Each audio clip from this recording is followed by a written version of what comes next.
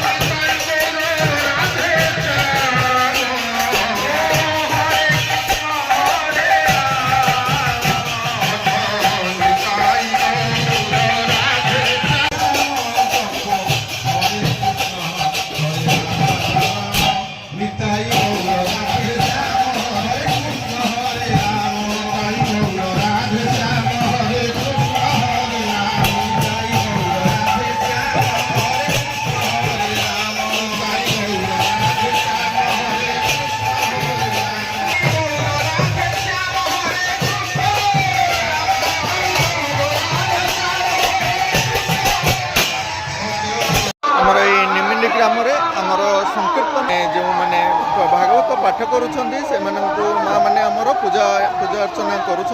एक सुंदर परंपरा भाव में आम पालन कर माँ हरिहाट हो कि आम नगर कीर्तन काली नगर अर्थ गाँव में बुलवा कीर्तन करके सरेबा नहीं आमर पिला माने सब सजासज हो आसी अनेक कार्यक्रम रही सुंदर वातावरण। आमे ये कौन पे राम वनवास कि ए चित्रटी कौन कहते प्रायतः राम लक्ष्मण सीता अच्छा एवं विश्वामित्र अच्छा गुरुदेव अच्छा कहीं आम भावुँ सीता विवाह कर फेरी आउ साथी हनुमान सब अच्छा हुए तो वनवास जाऊँगी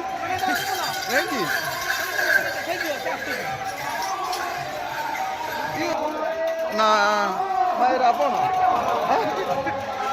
रावण सुंदर अतीतर इतिहास को जागृत कर माँ मैंने पूजा अर्चना कर बहीपाठ कर सहित आम आहु एक सुंदर वातावरण या आमर रामचरित एठारे परिप्रकाश पाऊँ राम लक्ष्मण सीता एवं रावण अनेक चरित्र एठारे वर्णित होती। आस देखिए पिला द्वारा भागवत पाठ भागवत शेष अध्याय पिला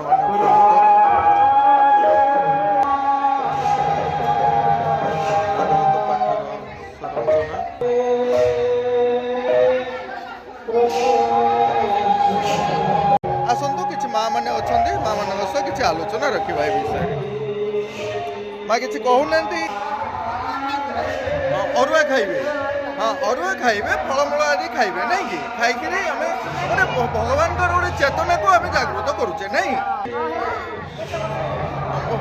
बहुत वर्ष है नहीं कि बहुत सुंदर वातावरण तैयारी कर माँ मैंने ये पूजा अर्चना देखिपे ये पूजा अर्चन आम पचार कथा रखा कि माँ मान साथी जेहेतु साउंड रोचे ଆଉ ବ୍ୟବସ୍ଥା ରଖିବା ମାମାନଙ୍କ ସହିତ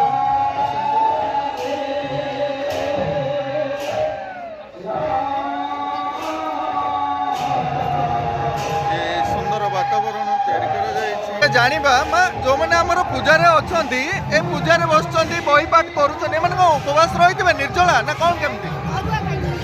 ଦିନ ମାନ ଅରୁଆ ଖାଇଥିବେ କେତେ ସମୟ ସବୁବେଳେ ମାନେ ଗୋଟେ ବକ୍ତ ଖାଇଥିବେ ନାଇଁ କି?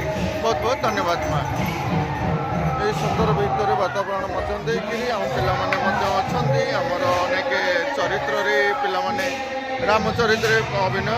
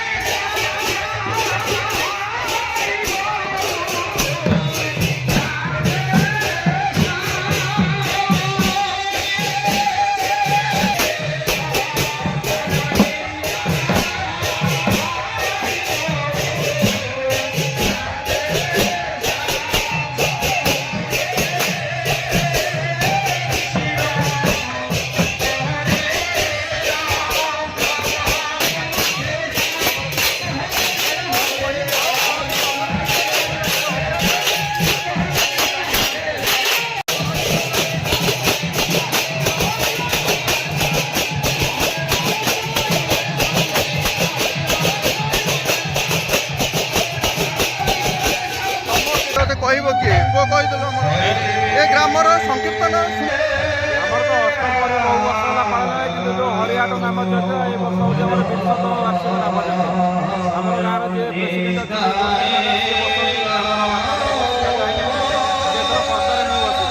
ଆପଣ ତ ନିଜେ ଦେଖିପାରୁଥିବେ ନାମ ସଂକୀର୍ତ୍ତନ ରାସରେ କେମିତି ନାଁ ଅଛି ଯିଏ ପାନ କରି ସେ ଜାଣିଛି ମୁଁ ଆଜି କର୍ତ୍ତାରେ ବସି ଯେଉଁ ବିଭିନ୍ନ ଅନୁମତି ନେଇଛି ମୁଁ ଏଇଟା ନିଶ୍ଚିତ ଭାବରେ ନାମରେ କିଛି ଅଛି ରହସ୍ୟ ଅଛି ଯେଉଁଟାକି ମୁଁ ନିଜେ ଅନୁମତି କରିପାରୁଛି। ଆପଣ ତ ନିଜେ ଦେଖିପାରୁଥିବେ ଆଉ ଭଗବାନଙ୍କ ପାଇଁ ସମସ୍ତଙ୍କର ଶ୍ରଦ୍ଧା ଅଛି।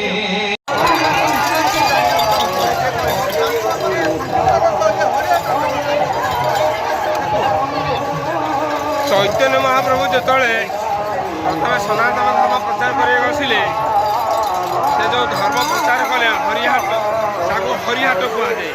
ହାଟ ଅର୍ଥ ଯେଉଁଠି ବିଭିନ୍ନ ପ୍ରକାର ସାମଗ୍ରୀ ବିକ୍ରି କରାଯାଏ। ଏହା ହେଉଛି ହରିହାଟ ଏମିତି ଏକ ହାଟ ଯେଉଁଠି ହରିନାମ ଦିଆଯାଏ।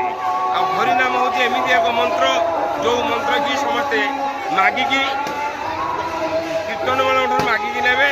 ବା ତେଣୁ ବଙ୍ଗଳାର ଗୋଟେ କଥା ଅଛି ଏନିଚ ଔଷଧି ମାୟା ନାସିବାର ପାଇଁ ହରିନାମ ମହାମନ୍ତ୍ର ଲ ତୁମେ ମାଗି। ଆଚ୍ଛା ମାନେ ସେଥିପାଇଁ ଆମେ ହରିହାଟ ଆଜ୍ଞା ଆଜ୍ଞା ବହୁତ ବହୁତ ଧନ୍ୟବାଦ। ଇଏ କୋଉ ଷ୍ଟାଇଲ କରିବ କହିଲ?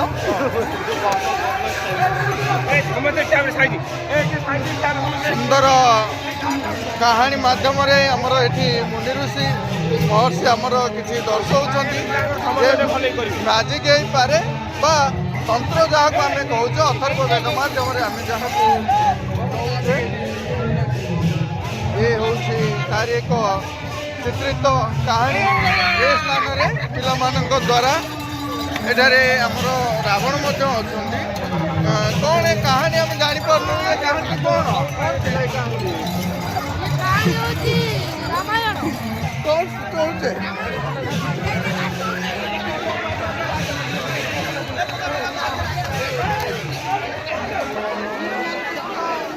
ये राति रे पिले देखिकिरी पिलाମାନଙ୍କ ପାଇଁ अरे धीरे धीरे